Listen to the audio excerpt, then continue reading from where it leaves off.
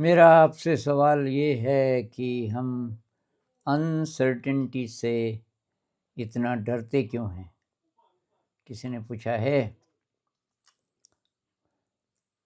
कोई नई जगह ट्रांसफ़र हो गया, कुछ चेंज आ गया और उस वजह से जब हमें किसी दूसरी सिचुएशन में जाना पड़ता है तो डर लगता है। लेकिन मैंने महसूस किया है कि बचपन में ऐसा डर नहीं लगता था। हम किसी चेंज को एक्साइटमेंट की तरह देखते थे, पर अब लाइफ में उस एक्साइटमेंट की जगह डर ने ले लिया। ऐसा क्यों हो रहा है? तो मेरे ख्याल से ये थोड़ा बहुत सबके साथ होता होगा।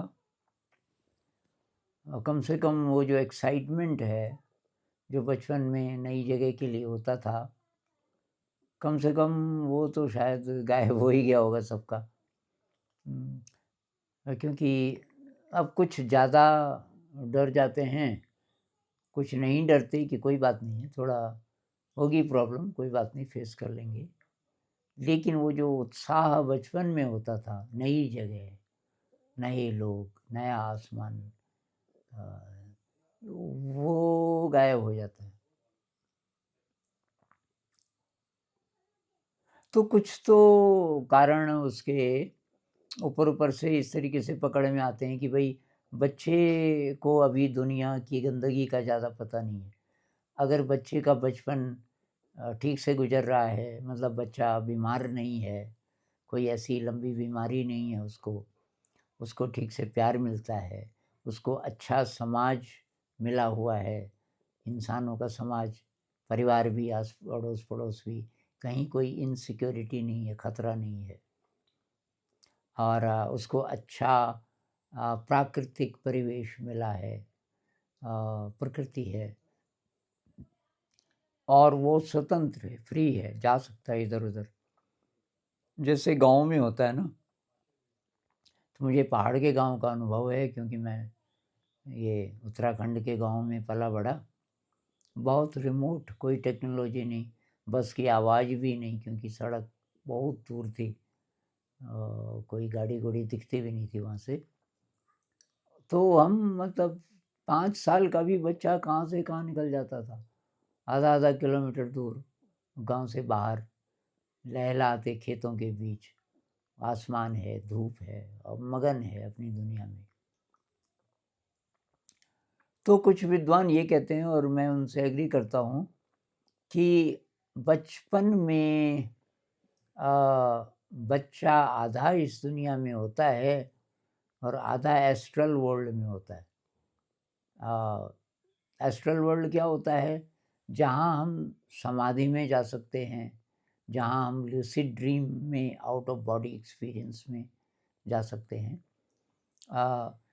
या जहाँ ये एनडी वाले जाते हैं, नियर डेथ एक्सपीरियंस, कुछ टाइम के लिए मर गए, उस बीच उनकी आत्मा कहाँ-कहाँ घूमाती है और फिर 5 मिनट के बाद, 7 मिनट के बाद फिर ज़िंदा हो गए। तो वो जो-जो बताते हैं। तो बच्चा ऐसे दिव्य जगत से आया, जहाँ हर चीज़ एकदम उत्साह से भरी थी, जहाँ हर कदम पर सीखने के लिए था, जहाँ कोई खतरा नहीं था। तो एक तो वो है उसके अंदर, और अब उसी दृष्टि से वो इस जगत को देख रहा है और जो एस्ट्रल वर्ल्ड का सपोर्ट है, वो है उसको हर समय।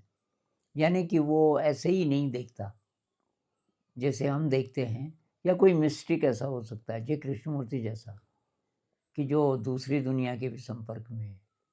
तो जय कृष्णमूर्ति जी साधारण पेड़ों को ऐसे देखते थे जैसे कि बहुत दिव्य है। मैं रहा उनके साथ ऋषि वैली में कुछ दिन। तो जैसे कोई पेड़ है, ऐसे देखा उन्होंने, अचानक ठिठक के खड़े हो जाते थे। उनके साथ कुछ लोग होते थे, oh sir look at that, और ऐसा वो शब्द कम बोलते थे पर उनकी जो नज़र होती थी कि जैसे बहुत दिव्य है सब कुछ, तो वो चीज़ धीरे धीरे ख़त्म हो जाती है। मैं लकी रहा क्योंकि मैं 7 शायद 8 साल तक भी स्कूल नहीं गया, तो एकदम स्वतंत्र गाँव में, और कोई बोझ नहीं, ना पढ़ाई लिखाई का, ना किसी और चीज़ का, अपनी दुनिया में मगन। लेकिन आजकल अब बहुत कम उम्र में स्कूल भेजना शुरू कर देते हैं लोग बच्चों को, तो वहीं से बच्चे का जो एस्ट्रल जगत है, दिव्य जगत, वो छिनने लगता है। क्योंकि जितना हम बच्चे की व्यस्तता बढ़ाएंगे इस दुनिया के साथ, कि होमवर्क कर, ये पढ़ाई कर, खेल ही खेल रहा है, निकाल किताब, और ये कर वो कर। दूसरा, जो दुनिया कृत्रिम हो गई, प्रकृति से दूर चली गई, जैसे शहर में, अब शहर में वो सारी चीज़ें सीखनी पड़ती हैं। सड़क पार करनी है तो ध्यान से, अब बस में बैठना है, ये करना है, खिलौने सब आर्टिफिशियल, घर के अंदर और घर के बाहर भी प्राकृतिक चीज़ें बहुत कम। तो एक कारण ये, बच्चे के लिए नई जगह मतलब कुछ नया, तो उसको एक्साइटमेंट होता है। हमारा वो ख़त्म हो चुका होता है, हमारी ब्रेन की शक्ति बहुत कम हो जाती है। इसको हम क्रिएटिविटी से भी नाप सकते हैं। क्रिएटिविटी का लेवल कहते हैं 5 साल तक 98% होता है। 98% हमारे ब्रेन का हिस्सा क्रिएटिव है उस समय, 5 साल तक। और ये सर्वे हुआ, ये नासा वालों ने करवाया, 25 साल तक होते होते हमारा क्रिएटिविटी का लेवल 2% रह जाता है। कोई बिरला होगा जो थोड़ा बच जाएगा इस ख्याल से। अब क्रिएटिविटी ख़त्म हो गई तो आपका जो एस्ट्रल वर्ल्ड से कह लो, अनकॉन्शियस वर्ल्ड से कह लो, माइंड से, वो जो कांटेक्ट है वो ज़रा वीक हो गया। क्योंकि क्रिएटिविटी के लिए बहुत ज़रूरी है कि आपका जो लेफ़्ट ब्रेन और राइट ब्रेन है उसके बीच बहुत अच्छा संबंध हो, जो ब्रिज होता है कॉर्पस कैलोसम, वो बहुत स्ट्रॉन्ग हो। वो जब स्ट्रॉन्ग होता है तो कहते हैं हमारा जो राइट ब्रेन है वो जुड़ा होता है ये दूसरी रियलिटी से, दूसरे डिमेंशंस। अब जिनको भाई कई लोग मुझसे थोड़ा सा नाराज़ रहते हैं कि गुरुजी आप ये अवैज्ञानिक बातें मत करो, अनसाइंटिफिक।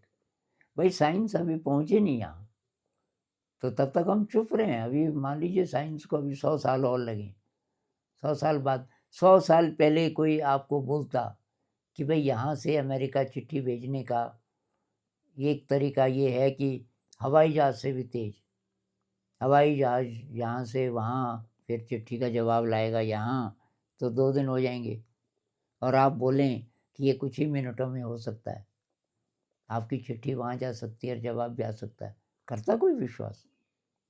पता चला कुछ ही सेकंड्स में इंटरनेट से। तो जब साइंस विकसित हो जाएगी, नॉन मटेरियल साइंस होगी वो, मटेरियल वर्ल्ड की साइंस तो काफ़ी एडवांस्ड हो गई, लेकिन जो नॉन मटेरियल जो रेल्म है, कैसे उसको स्टडी करें, इसके यंत्र अभी हमारे पास नहीं है। क्योंकि जो मैटर नहीं है, ये वाला मैटर, और भी प्रकार के मैटर हो सकते हैं जो एटम वगैरह नहीं है, जहाँ कुछ और है। जैसे ईथर, कहते हैं कि ईथर से बने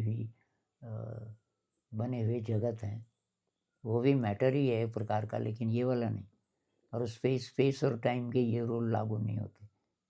आप स्वामी योगानंद जी की किताब पढ़ना, ऑटोबायोग्राफी ऑफ ए योगी, उसमें कुछ कुछ हिंट है। तो खैर, हमारे मतलब का सवाल ये है कि अब डर लगता है तो क्या करें।